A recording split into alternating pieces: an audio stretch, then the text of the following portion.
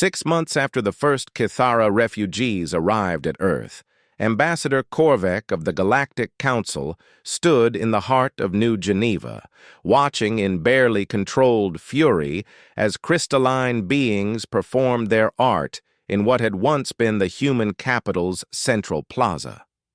The Kithara moved like living poetry, their bioluminescent bodies creating cascading waves of light and color that told wordless stories of hope, loss, and rebirth. Humans sat transfixed in the gathering crowd, many openly weeping at the beauty of the performance.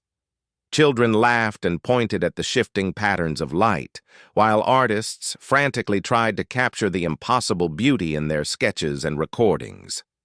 The Kithara performers themselves blazed with colors Korvek had never seen before. The deep greens of contentment, the bright silver of joy, the warm amber of belonging. "This is intolerable," Korvek muttered to his aide, a nervous Proximan who kept glancing around as if expecting humans to attack them at any moment. "The quarantine protocols exist for good reason.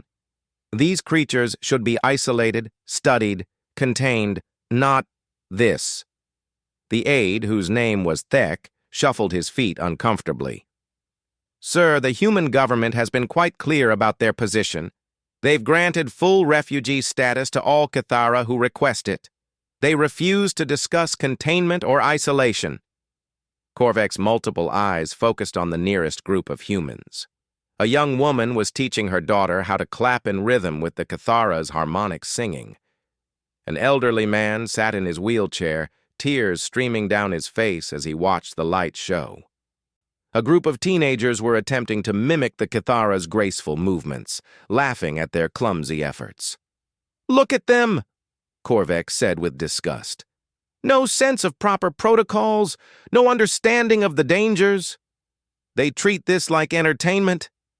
What Korvek couldn't bring himself to acknowledge was that the dangers everyone had feared simply hadn't materialized. In 6 months of cohabitation, not a single human had fallen ill. The Kithara's presence had caused no plagues, no social disruption, no technological contamination. If anything, human society seemed to be flourishing with new artistic inspiration and cultural exchange. But admitting this would mean admitting that the entire galactic response to the Kithara crisis had been wrong.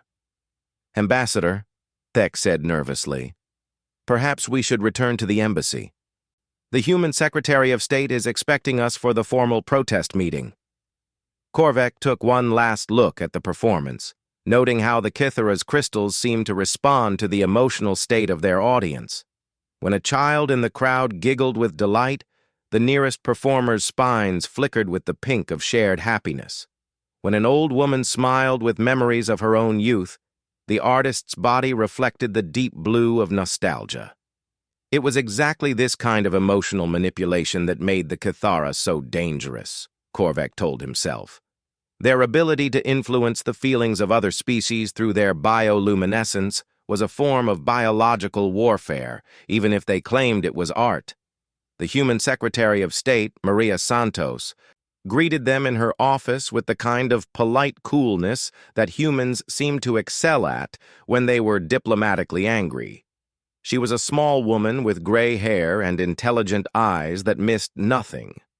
Behind her desk hung a new addition to her office decor, a Kithara light painting that shifted through gentle blues and greens, creating patterns that seemed to ease tension just by existing. "Ambassador Korvek," she said, gesturing to chairs that had been specially designed to accommodate his species' unusual anatomy. "I assume you're here to deliver another ultimatum about our Kithara refugees?" Korvek settled into his chair with as much dignity as he could manage. "Secretary Santos, the Galactic Council has been more than patient with humanity's misconceptions about these dangerous entities. The quarantine protocols exist for the safety of all galactic civilization." "Dangerous entities?" Santos raised an eyebrow. "Ambassador, in the 6 months since we granted the Kithara sanctuary, our crime rates have dropped, Our cultural output has increased dramatically, and our people are reporting higher levels of general happiness and well-being. If this is what dangerous looks like, perhaps the galaxy needs more of it. Thek leaned forward. Madam Secretary, you must understand that the Kithara were directly responsible for the plague that destroyed their homeworld. Their reckless contact with unknown aliens resulted in— Stop! Santos's voice cut through the air like a blade. I'm going to stop you right there, because we both know that's not what happened. She activated a holographic display that showed detailed analysis reports. Our scientists have had 6 months to study the Kithara plague. Do you know what we found? It wasn't a natural disease at all. It was a specifically engineered biological weapon designed to target Kithara physiology exclusively. The genetic markers clearly show artificial construction. Korvek's eyes narrowed. Even if that were true, the Kithara's own actions led to their exposure to this weapon. You mean trusting visitors who claim to come in peace? Santos stood and walked to her window, looking out at the plaza where the performance continued. Tell me, Ambassador, what would your people have done if mysterious aliens had arrived claiming to want cultural exchange? We would have followed proper protocols, quarantine procedures, safety measures. The Kithara did follow proper protocols. Your protocols. They reported the arrival of the Umbral Collective to the local Galactic monitoring station. They provided full biological and technological scans of their visitors. They followed every single safety guideline established by the Council of Worlds. Santos turned back to face them. And when that wasn't enough to save them, the galaxy blamed them for being victims. The room fell silent except for the gentle humming of the Kithara light painting, which had shifted to deeper, more somber tones, as if responding to the tension in the room. Secretary Santos, Korvek said carefully, the Council of Worlds has made its decision. The Kithara represent a continuing threat to galactic stability. Humanity's refusal to honor the quarantine is seen as an act of rebellion against legitimate authority. Santos smiled, but there was no warmth in it. Ambassador, let me explain something about humans that you might not have grasped yet. We really don't like being told what to do by bullies, especially when those bullies are trying to make us abandon refugees who have done nothing wrong. She sat back down and pulled up another display. This morning, we received a communication from the Kithara ship Crystal Song. They've been traveling for 2 years now, following rumors that humanity might offer sanctuary. They have 47 souls aboard, including children who have never seen their homeworld. They'll arrive next week. And you intend to grant them sanctuary as well? We intend to throw them a welcome party, Santos said firmly. A big one, with fireworks and music and probably several thousand humans eager to learn about their culture. Korvek's frustration boiled over. This is exactly the kind of reckless behavior that proves humans aren't ready for full participation in galactic civilization. You act on emotion instead of logic, sentiment instead of safety. We act on principle, Santos corrected, something the galaxy seems to have forgotten how to do. Before Korvek could respond, there was a soft chime from the office's communication system. Santos accepted the call, and the face of Captain Sarah Chen appeared on the screen. Madam Secretary, sorry to interrupt, but you need to see this. We just received a priority transmission from the outer colonies. What's the situation, Captain? It's the Rigelian Empire, ma'am. They've launched a fleet toward human space. Their official statement says they're coming to assist in the containment of the Kithara threat. Estimated arrival time is 6 weeks. The office fell silent. Even Korvek looked shocked at this escalation. Santos absorbed the news calmly, then looked directly at the Galactic Council representatives. Ambassador, I assume your government authorized this military intervention? The Council of Worlds did not authorize military action, Korvek said quickly. The Rigelians are acting independently. But you're not going to stop them either, are you? Korvek's silence was answer enough. Santos stood again, and this time her demeanor had shifted from diplomatic coolness to something far more dangerous. "Captain Chen, please connect me to the Joint Chiefs and the Colonial Fleet Command, and send a message to all human colonies and settlements. I want every available ship moved to defensive positions." "Understood, ma'am. What about the Cathara refugees?"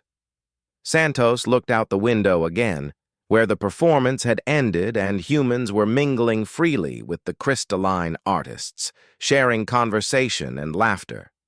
Children were being taught simple Cathara light patterns, while their parents discussed philosophy with beings who saw the universe through completely different eyes. "The Cathara stay exactly where they are," she said firmly, "under our protection, as our welcomed guests. If the Rigelians want to threaten refugees under human protection, they'll discover exactly why the galaxy thinks we're difficult."